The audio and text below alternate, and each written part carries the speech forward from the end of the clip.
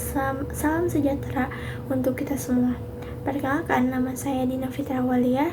Saya dari kelas 2C Sistem Telekomunikasi dengan NIM 2510537.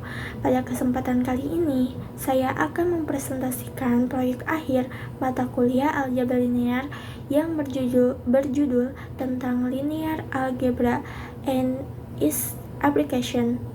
Nah, yang dimana judul jurnal ini menjadi salah satu judul artikel yang saya ambil dalam mata kuliah aljabar linear ini karena merujuk utama pada para peneliti di seluruh dunia.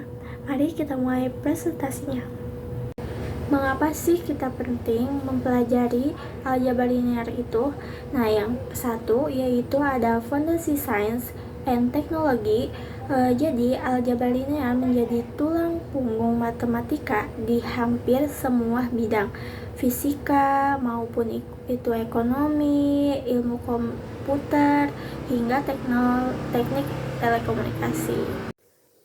Relevansi telekomunikasi ini mempunyai konsep matrik, sistem persamaan linear, dan transformasi linear digunakan untuk memodelkan sinyal, mengelola interferensi, dan mengoptimalkan alokasi sumber daya.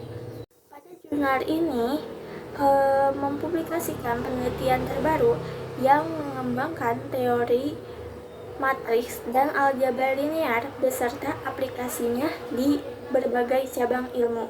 Adapun profil dari jurnal ini, yang pertama ada nama jurnal, yang dimana nama jurnal ini adalah Linear Algebra and its Application, diterbitkan oleh Elsevier INC dengan afiliasi internasional Linear Algebra Society. Cangkupan pada artikel atau jurnal yang saya ambil itu mencakup tentang teori matriks, aljabar linear, dimensi hingga aspek seperti aspek aljabar, analitik, aritmatika, kombinatorik, geometrik, dan numerik, serta aplikasian yang lain. Nah, peringkat pada jurnal ini memiliki peringkat Scopus Q1.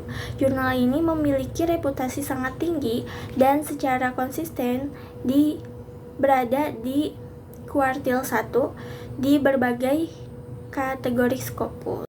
Nah, peringkat jurnal Q1 ini menegaskan bahwa jurnal ini adalah salah satu yang terbaik di bidang secara global. Selanjutnya yaitu ada metode penelitian dalam jurnal, yang dimana artikel-artikel yang diterbitkan menggunakan 3 pendekatan utama yang saling melengkapi.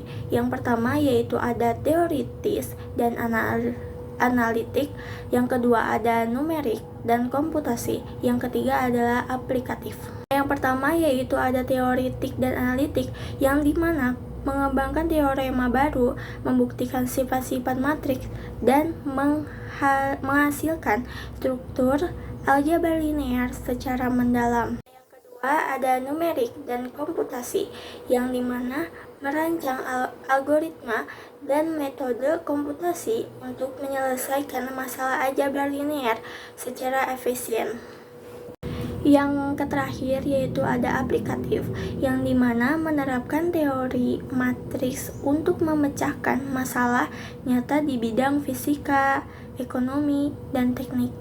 Nah, di sini juga ada contoh kasus, yang dimana ada salah satu artikel yang membahas pengajaran aljabar linear menggunakan metode ekonomi, melibatkan konsep kombinasi linear dan kebebasan linear. Nah, selanjutnya yaitu ada dampak dan kontribusi jurnal. Yang pertama, kontribusi ilmiah, yang dimana menjadi rujukan utama bagi peneliti aljabar linear di seluruh dunia. Yang kedua yaitu ada cangkupan yang luas, yang dimana artikel ini mencakup berbagai aspek seperti aljabar, geometris, numerik, dan aplikasi lintas disiplin ilmu.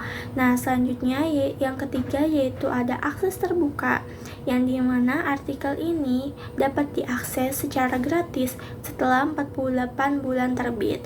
Nah, yang terakhir adalah memiliki reputasi kuartil 1, peringkat Kuartil 1 di Kompus menegaskan kualitas dan kredibilitas jurnal ini. Nah, selanjutnya yaitu ada kolerasi dengan mata kuliah aljabar linear, yang dimana materi perkuliahan sangat relevan dengan substansi jurnal ini. Materi kuliah yang pertama ada matrik, yang penerapan dalam jurnalnya yaitu ada objek utama yang dibahas dalam penelitian.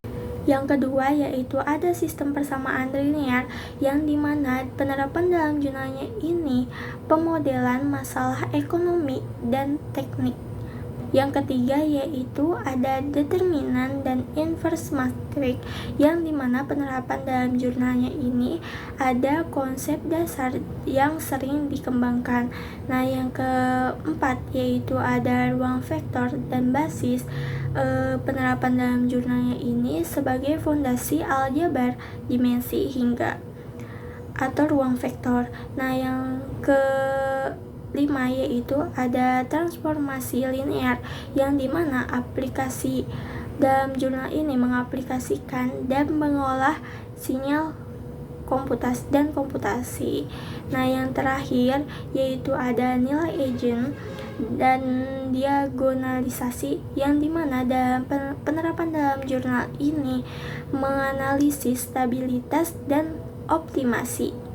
Nah, kesimpulan dari jurnal ini adalah jurnal yang pertama ada jurnal bereputasi Q, yang dimana linear algebra and its application adalah jurnal yang memiliki kuartil 1 yang menjadi rujukan utama penelitian aljabar linear di dunia.